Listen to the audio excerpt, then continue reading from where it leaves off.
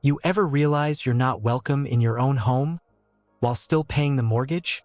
My name's Caleb. I'm 42 years old, a paramedic based out of Roanoke, Virginia.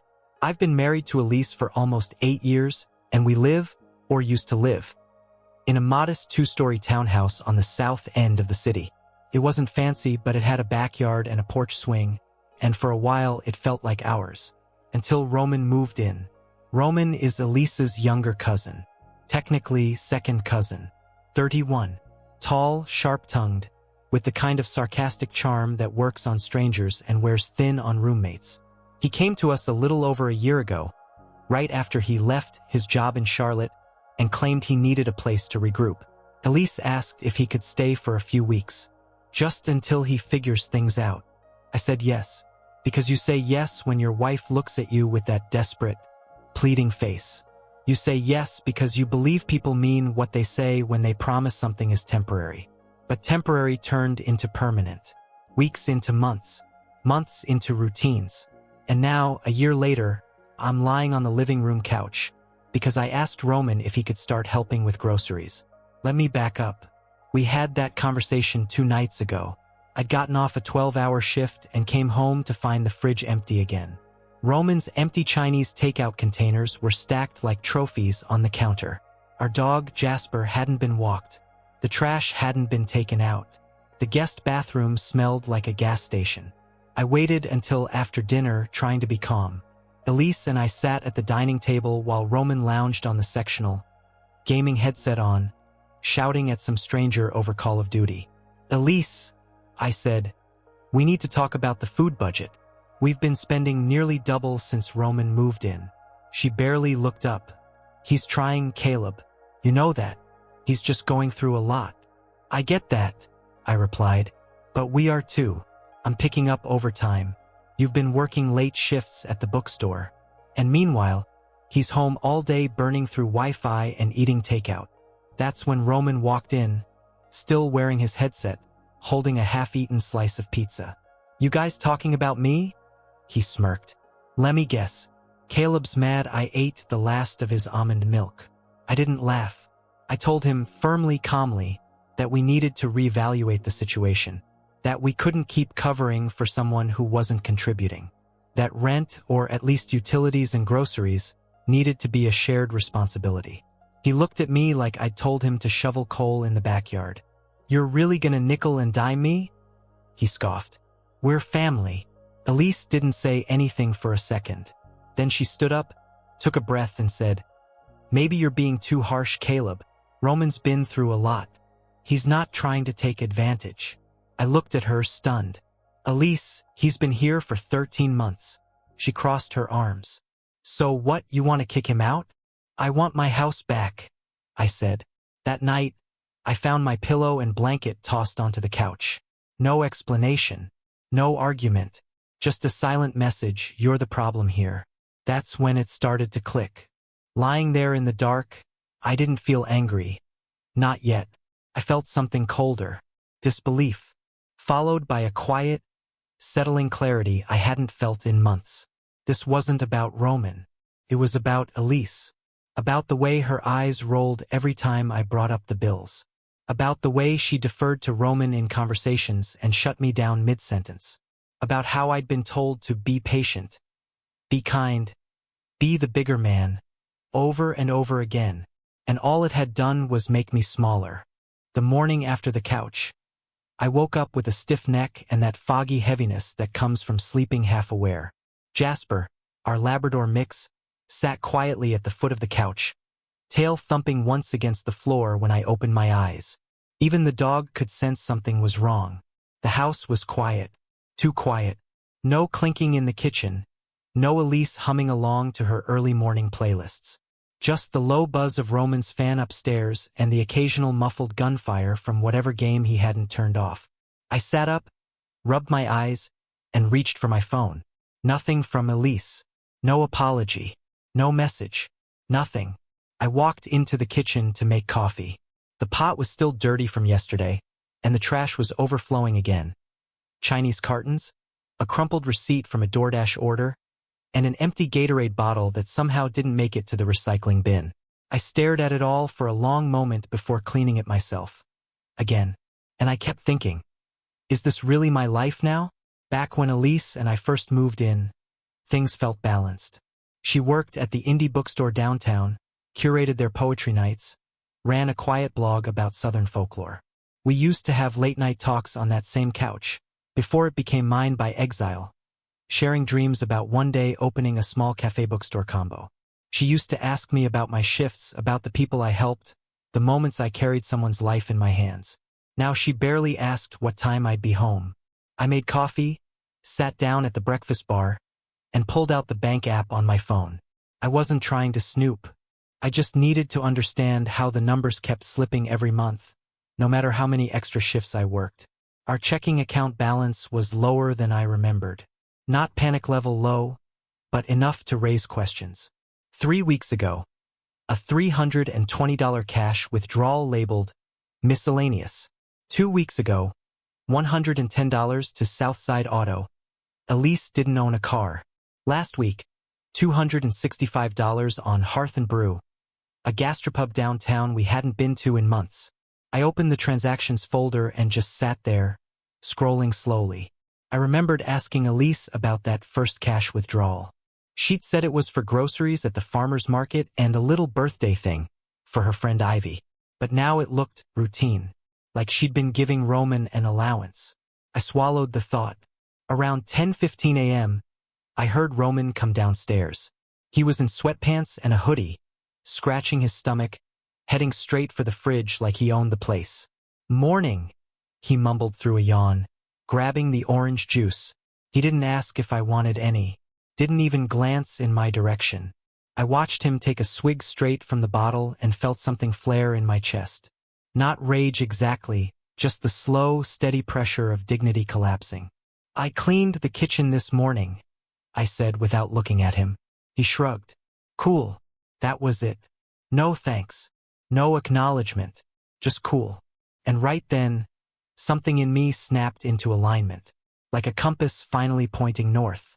I thought about the last year, the hints I'd dropped, the subtle nudges Elise had ignored, the times I'd stopped myself from pushing harder, because he's family, because he's struggling, because I didn't want to be the bad guy. But I started to realize I wasn't keeping the peace. I was erasing myself to make space for someone who didn't care I existed. And Elise had let it happen. I opened my notes app and started typing. A list. What Roman cost us. Extra $200 per month on groceries. Internet upcharge for bandwidth. Streaming subscriptions he borrowed.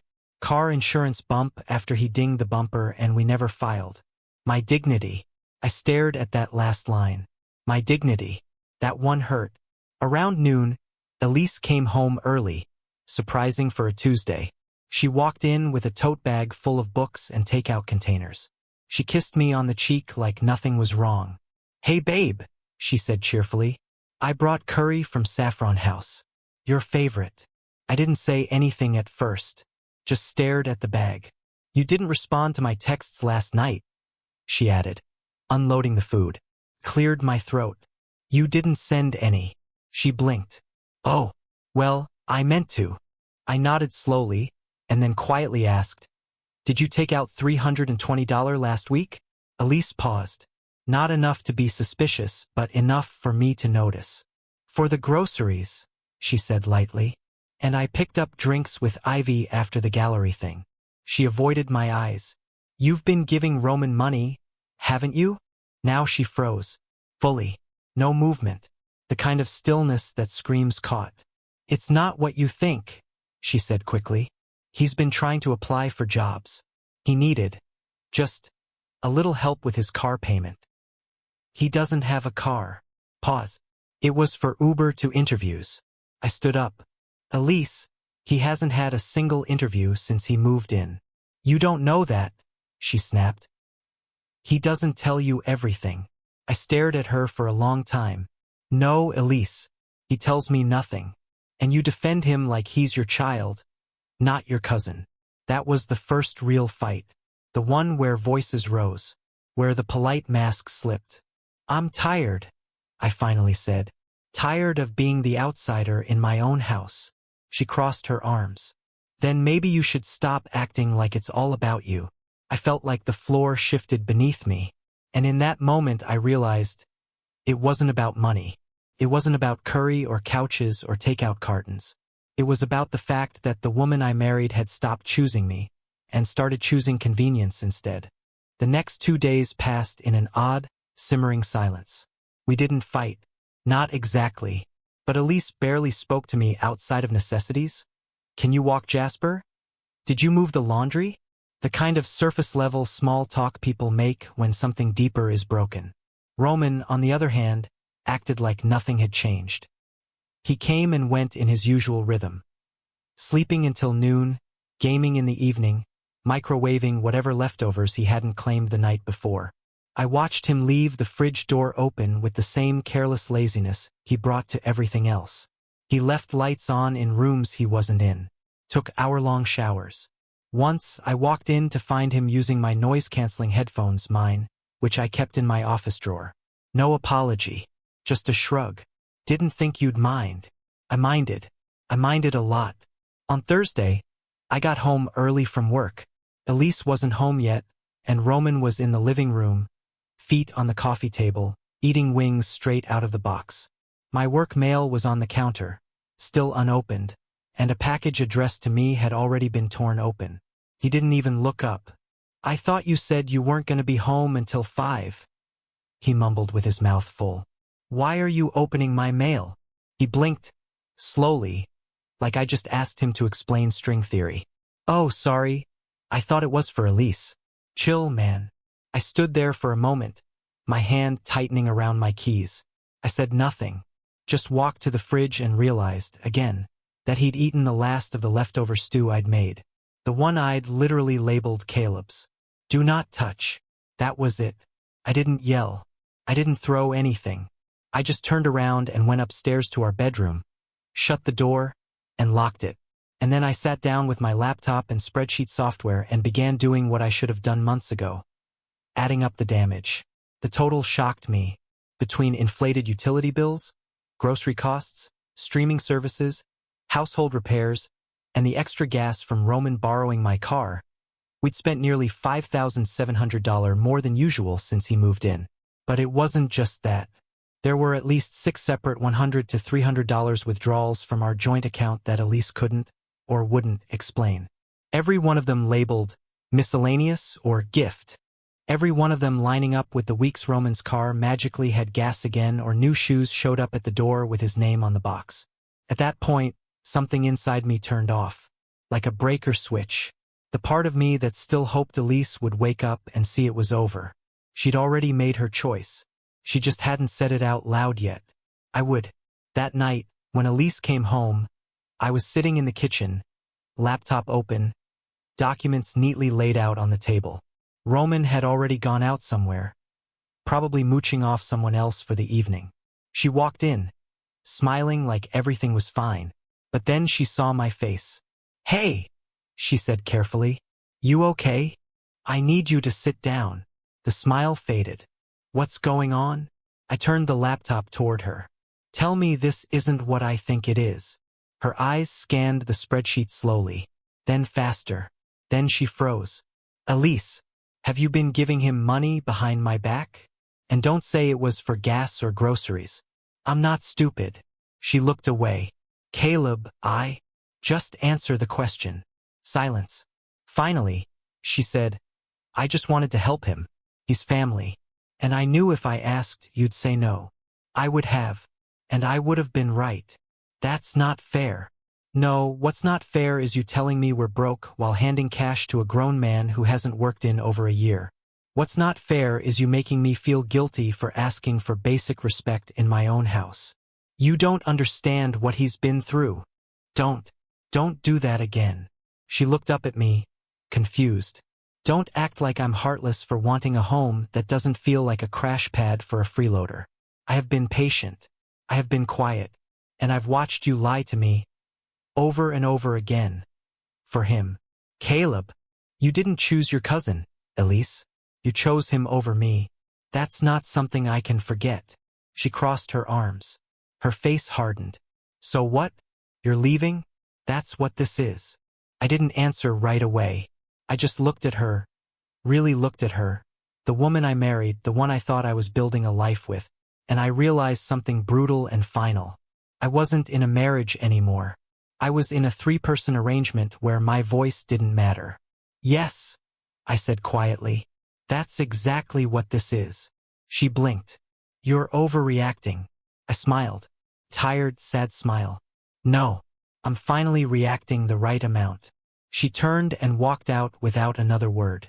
And I stayed at the table for a long time, staring at the spreadsheet, until the numbers stopped looking like money and started looking like truth.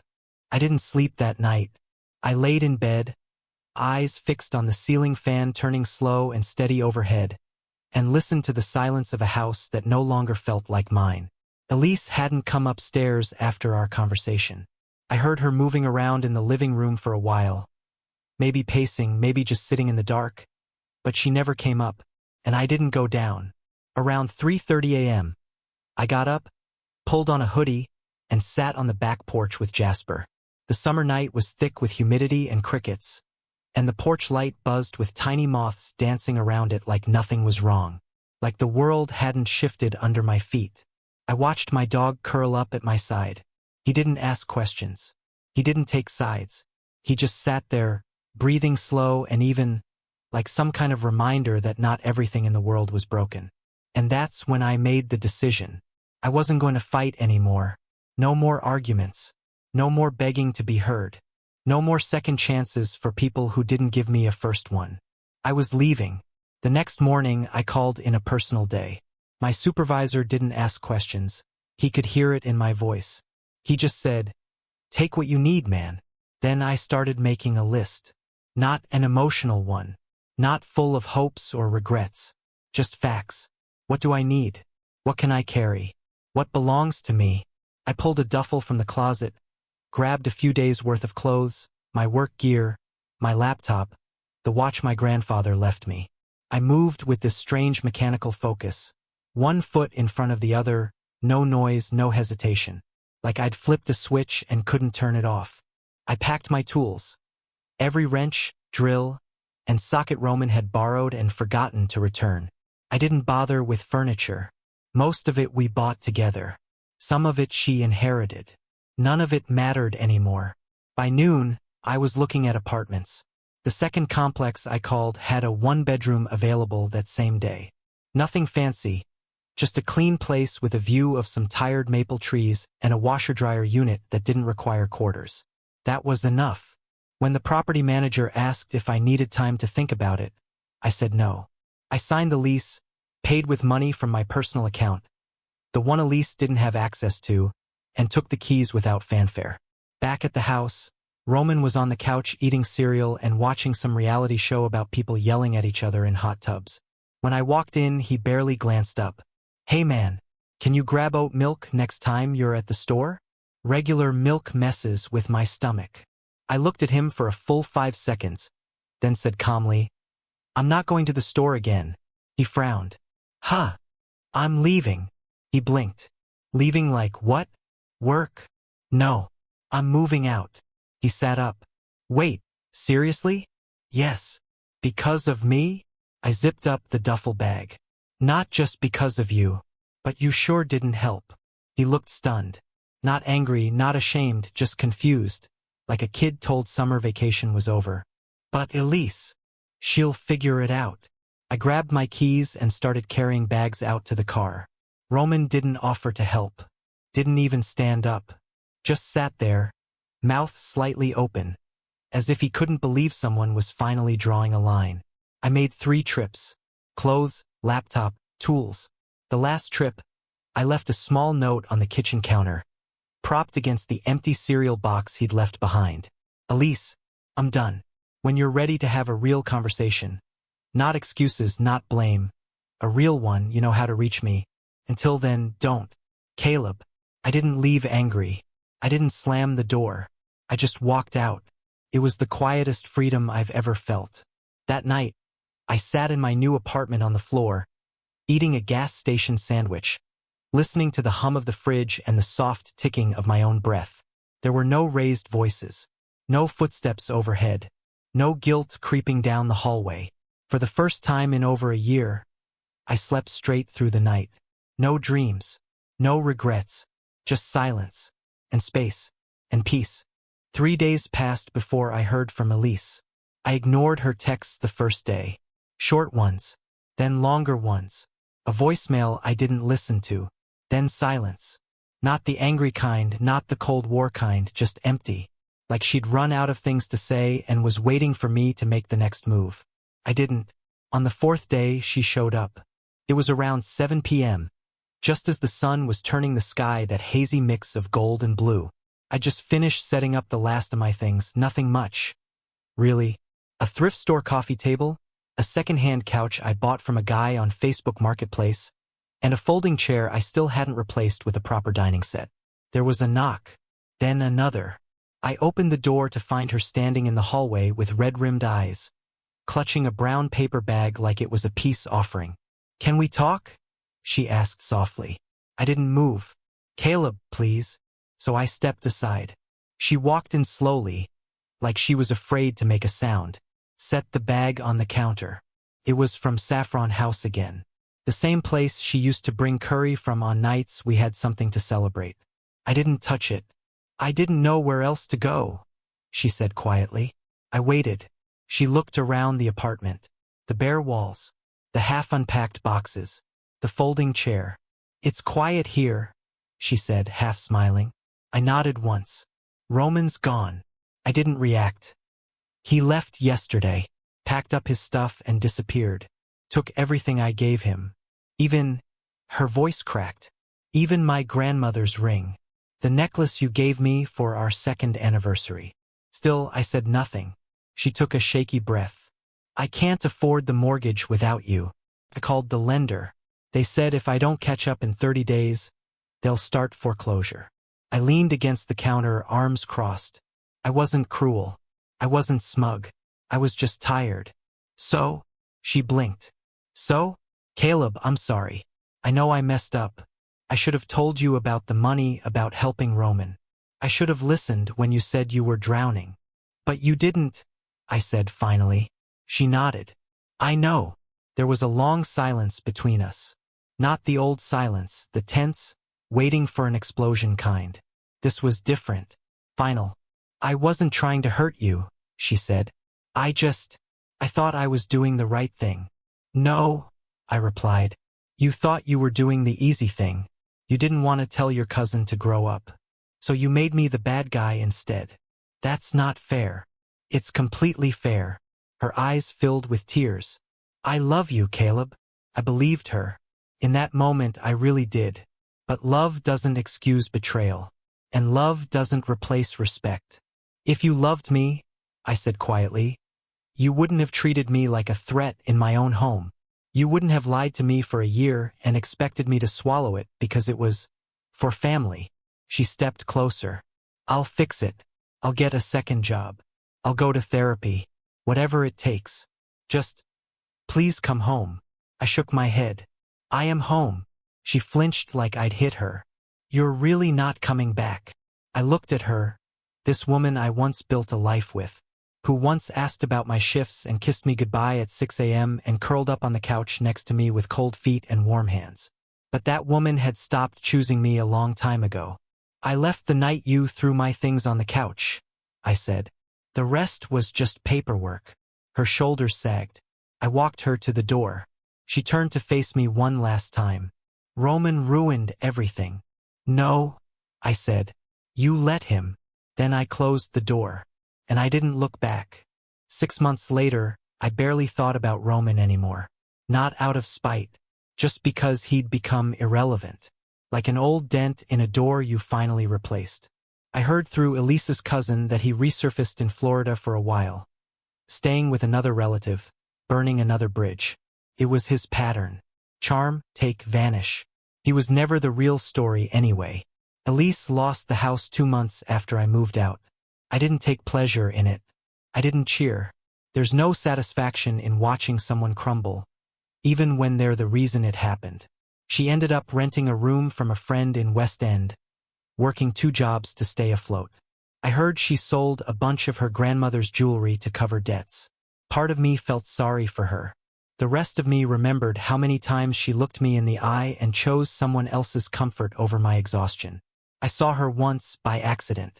I was coming out of the hardware store with a bag of screws and weather stripping. She was walking in. We both froze for a second. She looked older. Not physically, but in her posture, in her eyes. Like life had finally caught up to her. She gave me a small, tight smile. "Hey!" I nodded. "Hey!" That was it. No apology. No attempt to talk. Just 2 people who used to share a home, now strangers between shelves of bolts and nails. And honestly, I preferred it that way. My life now? The simple, peaceful. I've got a small place on the north end of Roanoke. I learned to cook for one. Started walking Jasper every evening after dinner. Just the 2 of us and the sound of our feet on pavement. I picked up woodworking again. Nothing fancy, just a few shelves and a bench for the porch. Sometimes I sit on that bench and just breathe. No shouting upstairs. No unopened bills. No having to explain why I'm not okay in my own house. Just breath, and quiet, and time. And that, I've learned, is what healing sounds like. People think heartbreak comes loud, with screaming, crying, doors slamming. But sometimes, heartbreak is a quiet click. A closet closing. A key turning in a new lock. A couch empty by choice. And sometimes, healing is realizing you don't miss the people who never really saw you. Some losses are wins in disguise. And sometimes, walking away isn't giving up. It's choosing yourself for the very first time.